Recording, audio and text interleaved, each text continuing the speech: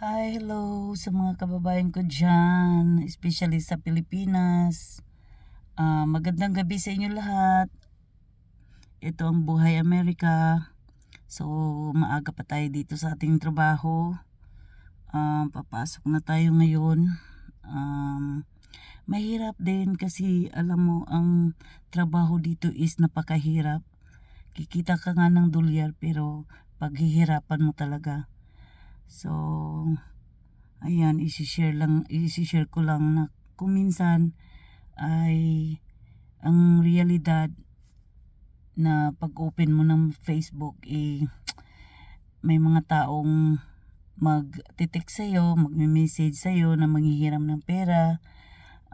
Gustuhin mo mang pagbigyan ng lahat pero mahirap naman dahil kami ay nabubuhay din kami dito sa amin lang din na sweldo.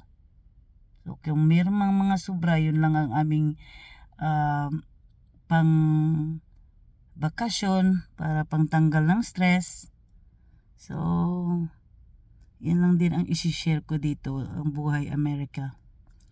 Okay guys, God bless us all and till next time. Bye.